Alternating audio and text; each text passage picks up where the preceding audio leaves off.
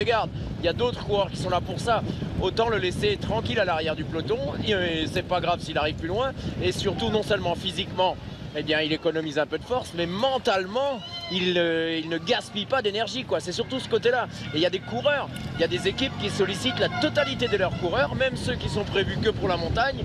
Ah, et on reste groupés, surtout, hein, on reste groupés, tous vigilants, tous à l'avant. Et vous arrivez au moment de la montagne avec des coureurs qui ont entamé leur capital psychologique, quoi, et qui sont complètement rincés. En plus, vous prenez le risque d'avoir toute la formation par terre. Quand vous êtes les 8 ensemble, hein, c'est tout à fait logique. S'il y en a un qui tombe, il y a plus de chances qu'il y ait d'autres coureurs. Voilà, donc 4, 5 coureurs autour de Jonas Vingegaard, ça suffit amplement pour le placer dans les meilleures conditions. Simon Yates pourrait même pénaliser parce que c'est pas son job et il sait pas forcément faire ça. Oui, Simon Yates qui a déjà réussi sa saison et qui évidemment jouera un rôle d'équipier très important dès que la route s'élèvera. Cela dit, ça lui laisse une bonne dizaine de jours avant la haute montagne pour retrouver une condition satisfaisante dans les cols. Oui, la particularité vraiment de ce Tour de France, c'est que la montagne arrive tard, contrairement à d'habitude où dès le 4e, 5e jour, on est en haute montagne. C'était le cas les 2 dernières années. Oui, effectivement. Et là, il faudra attendre le lendemain de la première journée de repos. Oui. Le surlendemain même, parce que le lendemain de la journée de repos, c'est Toulouse-Toulouse, étape pour Puncher. C'est vrai. Et ensuite, ce sera l'étape d'Otakam, la première arrivée en altitude. Une chartreuse qui a été abandonnée par ces chartreux en 1905, au moment de la loi de 1905. Ils se sont exilés en Angleterre, à Parkminster. Mais cette chartreuse a accueilli, cette chartreuse de Notre-Dame-des-Prés, elle a accueilli pendant la Première Guerre mondiale un certain nombre de civils belges qui fuyaient les combats, 5000 civils qui se sont installés dans ce qui est devenu donc un hôpital civil belge en vérité. Cette chartreuse, elle fait l'objet en ce moment de grands travaux et dès l'année prochaine, on va inaugurer l'endroit. Vous voyez qu'elle est en train de connaître une nouvelle jeunesse. On arrive à Neuville-sous-Montreuil. Et un peloton de plus en plus nerveux. Ça roule très très vite ici. Ça roule vite, on le voit. Et regardez l'écart qui diminue, une 10 d'avance maintenant seulement pour les 4 hommes de tête. On approche du sprint intermédiaire, puis on a vu quand même des rétrécissements. Ce qu'on a vu, c'était même la porte d'entrée de Montreuil-sur-Mer, la très très jolie ville de Montreuil-sur-Mer, pas très grande, hein. Elle est loin d'être une des grandes villes du Pas-de-Calais et pourtant elle en est la 5e préfecture. C'est une particularité. Si vous avez lu Les Misérables de Victor Hugo, vous savez que toute une partie du roman se passe ici à Montreuil-sur-Mer. Et d'ailleurs il y a un son et lumière qui s'appelle Juliette et les Misérables qui rappelle ce haut fait culturel. Musique, théâtre, cirque, nous dit le petit livret Les 100 plus beaux détours de France, publié par Michelin, vous savez. La ville, disent-ils, vibre au rythme des grands rendez-vous festifs et culturels, la grande brocante du 14 juillet, le festival des malins plaisirs, les pianofolies, Musica Nigella, le festival des irrésistibles. La citadelle, là, sous nos yeux, cette citadelle de Montreuil-sur-Mer qui s'appuie sur un ancien château de Philippe Auguste qui a été complètement remanié au XVIIe siècle sous la houlette de Jean Hérard qui a fait ses bastions en étoile. Et puis ensuite, celui qui, à partir de 1670, en a fait la citadelle que vous voyez, c'est bien entendu, et comme toujours, un certain Vauban. Oui. Sébastien le prêtre de Vauban, le grand homme du XVIIe siècle, ville fortifiée par Vauban, ville imprenable, ville assiégée par Vauban, ville prise, disait-on. Est-ce qu'il y aura une étape où Vauban n'aura pas mis les... Je ne pense pas. Vous savez, Vauban a été partout. Cet homme est extraordinaire. Il a parcouru dans ce qu'on appelait sa Basse-Terne des dizaines de milliers de nos kilomètres. Il a tout vu, tout noté, tout transformé. Ça a été un génie presque incomparable au XVIIe siècle. Il est mort en 1707, Vauban. On en reparle demain alors. Mais bien sûr, et après-demain. Voilà, c'est très beau, hein, Montreuil-sur-Mer, ça vaut vraiment le voyage.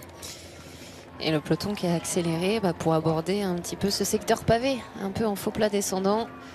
On n'a pas voulu prendre de risques et donc l'accélération du peloton fait qu'on est passé sous la minute. Ouais, pour 50 les hommes de secondes, tête. 50 secondes d'avance pour les hommes de tête. On s'approche du sprint intermédiaire. Marion, est-ce qu'on a le temps, c'est vous qui décidez, de se jouer la victoire de Peter Sagan en 2012 à Boulogne? Oui, On est large. on est large.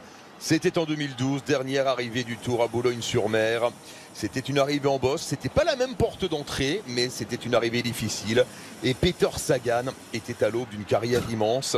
Il avait déjà gagné 2 jours plus tôt sa première étape sur le Tour. C'était à Serein, en Belgique. Et 2 jours plus tard, il récidive à l'occasion de cette étape Orchy, Boulogne-sur-Mer. Et regardez le signe de Peter Sagan en passant la ligne. Il n'y avait pas photo. Hein. Il n'y avait pas photo. Le deuxième, c'est Elval Boissenhagen ce jour-là. Et le troisième, Peter Velits, le Slovaque. Et on a vu aussi Fabian Cancellara qui portait le jaune. Hein. Oui, qui avait pris la 4e place. Cancellara qui avait remporté le contre-la-montre inaugural à Liège cette année-là.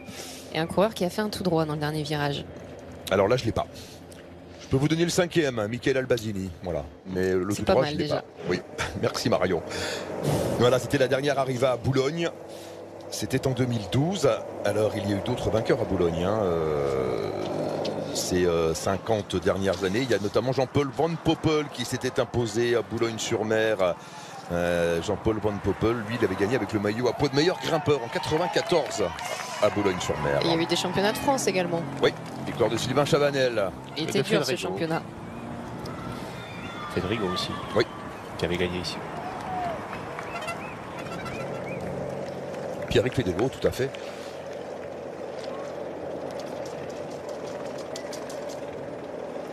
La nervosité encore. Ça frotte, oui. Ouais. Et changement à l'avant du peloton, c'est maintenant les formations des leaders hein, qui contrôlent Charman, Pavel Sivakov. La formation de Skelmoz également à Lidl Trek. On a Warren Barguil tient en première position. Coureur français qui a été malchanceux hier dans le final.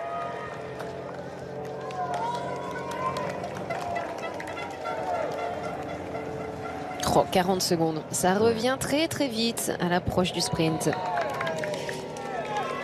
On a d'ailleurs Anthony Turgis hein, qui est là, qui est bien placé, qui va certainement essayer d'aller jouer quelques points.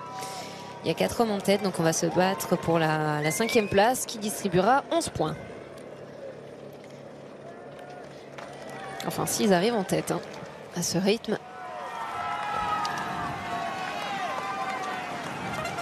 Ouais, encore 5 km à tenir hein, pour eux. Ouais, les voitures qui sont obligées de doubler.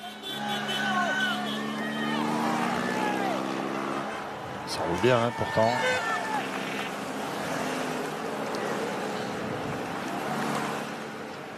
Ça, c'est pas bon signe hein, pour les hommes de tête. Ouh, c'est pas passé loin pour Fedorov.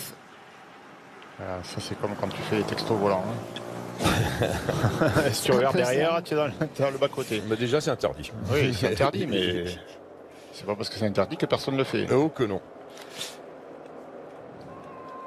Fedorov, il ne regarde pas devant et directement, il perd la trajectoire. Fedorov, le grand Kazakh, membre d'une équipe Astana transfigurée cette année, hein, métamorphosé. Il était moribond l'an dernier, l'équipe Astana. Cette année, 21 victoires à ce jour. Et combien de places d'honneur? Mais beaucoup de places d'honneur également. Oui, c'est une équipe qui a Chasse au vraiment point. changé, oui. Et qui a surcruté les bons éléments également pour gagner des courses et rapporter des points UCI.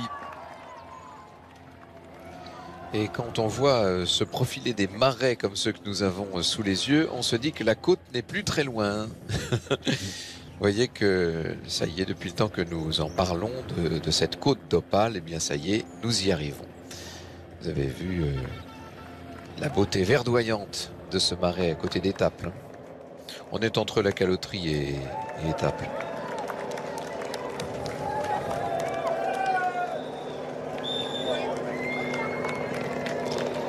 Et Bignan Guermé également qui vient se replacer dans les premières positions. C'est la première fois qu'on le voit, hein, Bignan Guermé. C'est vrai que sa formation a longtemps roulé, mais lui était bien planqué au sein du peloton. Allez, on prend des nouvelles de l'équipe Intermarché ou Anti justement. Yeah, Bini has now a good position with Rex, and okay, we keep it that way. But maybe on a bigger road, you can try to make the move to come to Bini. Alors on veut épauler Bini. Pour l'instant il est bien épaulé par Rex, mais ça ne va pas suffire dans le final. Il faut qu'il y ait plus de renforts.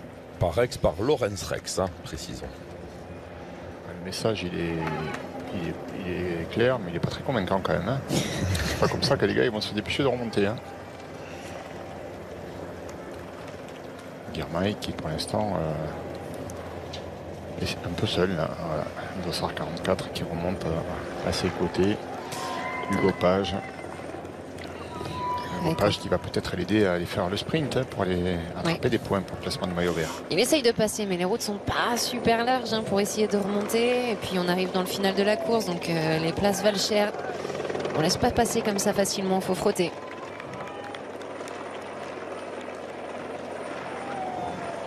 Attention les rétrécissements. Oui, oui, oui. On essaye de prévenir hein, quand même au sein du peloton. On voit les coureurs qui font des gestes pour prévenir les coureurs qui sont dans la roue.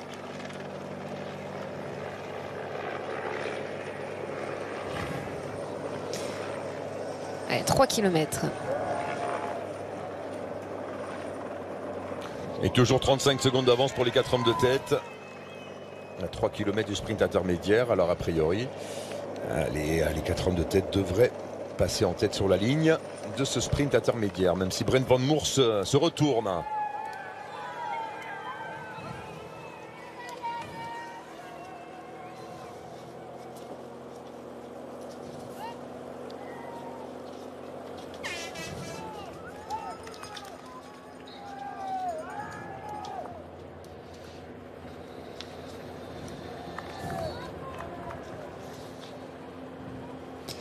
Il fait pas bon là pour l'instant de rester quand même en queue de peloton. Il y a quelques relances à négocier. Le peloton roule très très vite.